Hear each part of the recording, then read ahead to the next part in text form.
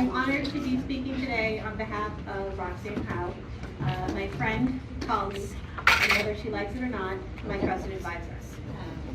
When I started to write my remarks today, I considered using our core values or our graduate aims as a roadmap, but I did not. I thought, thank you. I thought about Roxane's journey and how it began long before Lowell High School. Before joining LHS in 1994, Roxane was an active member of the military, so today is actually her second retirement. Roxane has committed her life to service of LHS, the military, and her family. As a result, they chose to use the guiding values of the Air Force and our ROTC program to speak about Dr. Howe today, as she is the epitome of integrity first, service before self, and excellence in all we do. Roxane has served Lowell High School for 29 years in various capacities and under several heads of school, at least 5 during my time with her. Wow. She has adapted to personalities, school, and personnel needs and done whatever is asked and needed of her without complaint, or at least not loud complaints in the presence of many, or very many people. She has worn many hats, even a construction hat, a hat that could not have been worn with more grace by anyone else. I am confident that given the magnitude of needs in renovating Lowell High School, that there is no one who would have faced that challenge with more integrity, service, and excellence. During moments of uncertainty, she protected us by remaining ever steady and keeping the school on track. For that, we are most certainly in your debt. You can clap.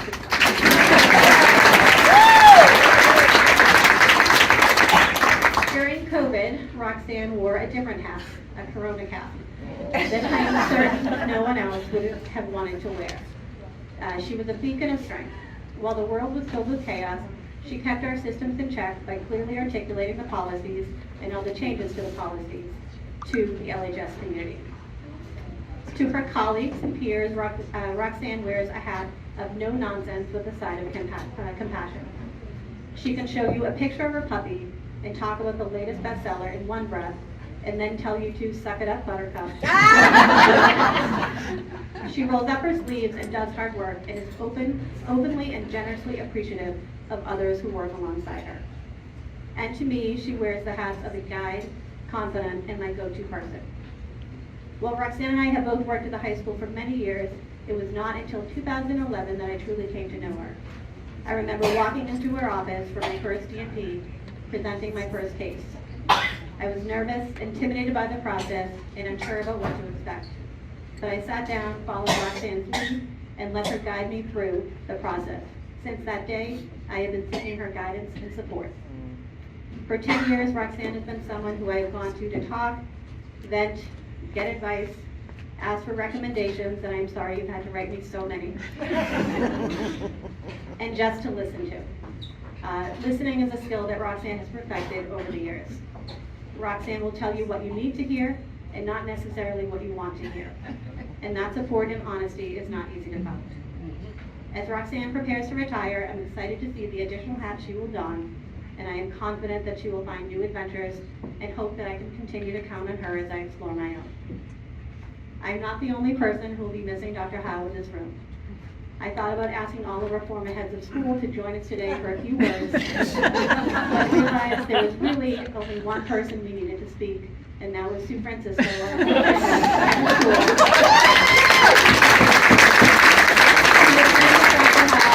school. Throughout all the years, throughout all our heads of school and all the changes.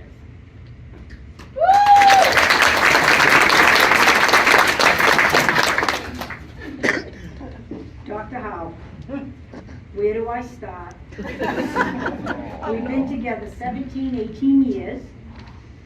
I have to admit, across the hall in the 1980 building was a little different than being attached condos now. 10 months we've been attached. Did you count the months, Dr. Howe? 10 months.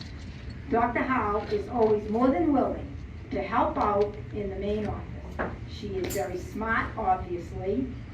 She gives us great common sense advice for as busy as she is. She always has time for us. If she does not know the answer, she gets it every time. When we first became neighbors, she was a little taken back with the visitors that came to my desk quite often, but how things have changed.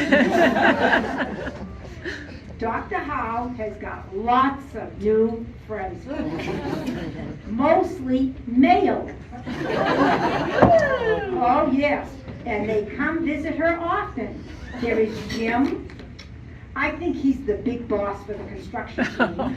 Then there's Pat, Cam, he's kind of cute. There's Ron, the quiet, nice guy. And Noel, new guy in phase 3 and 4. I just was introduced to him today, kind of. And lots more. Just a trail of males all the time. Oh, yeah. And then, wait a minute, then she has a city guy that comes through at least once a week, sometimes twice, and his name is Tom. Just to check in with Dr. Howe. No problem, it's okay now. So all the visitors that come to my desk, we're good. We're good. Doesn't matter what subject we are talking about. A crisis happening at the high school, if she is having a not so good day, bring her a dog. Any dog, cute dog, ugly dog, any dog. And the dynamics in the main office changes immediately. Even talking about your pet, that can just put her right in that good mood, make up a story about a pet, you know. Really, it works every single time, folks. I probably should have shared that information before now, right? Sorry. Then we have the daily, sometimes several times a day, calls to Rick Underwood. Oh yeah, I hear a few times a day. Well, he has come to me and has paid me, folks, paid me to steal her cell phone, delete his number. He loves you, Dr. Howe, but he said, no phone calls, please.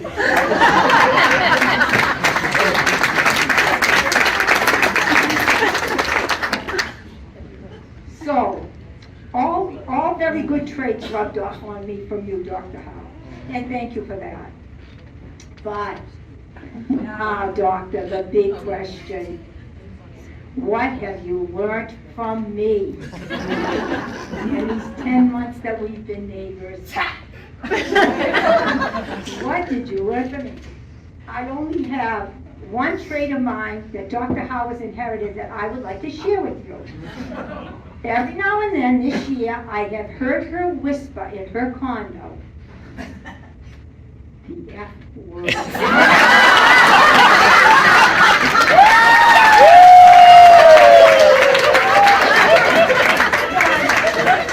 Wow, she's come a long way. Not tonight.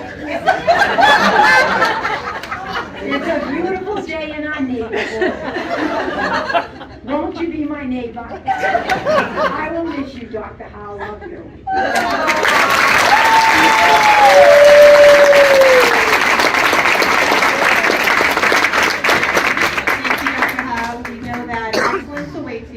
You have many more hats to wear, and you have certainly not heard the last from Sue and I.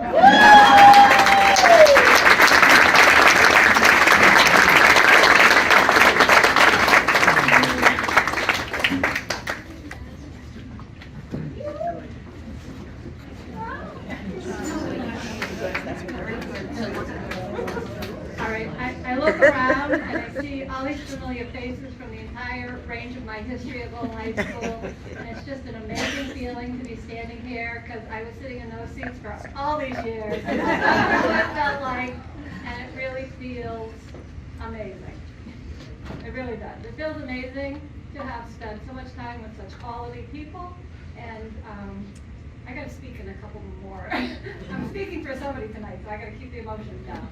But my biggest question I have after these speeches, besides just being truly touched, is, Sue, have you been lying to me about your daughter's dog?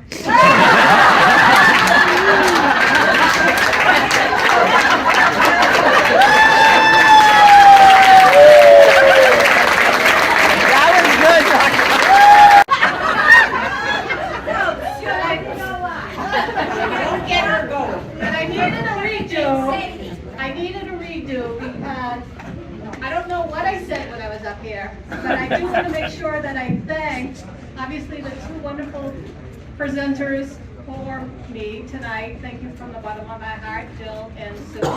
And I also wanted to thank all my colleagues through the years for all your support. And I definitely want to thank this next person, my husband. We're celebrating 40 years together in November.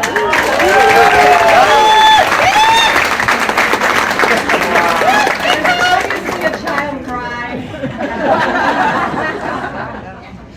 But he has been my support all these years through all the craziness at work. He heard about it. I bet you did. 'Cause All right, so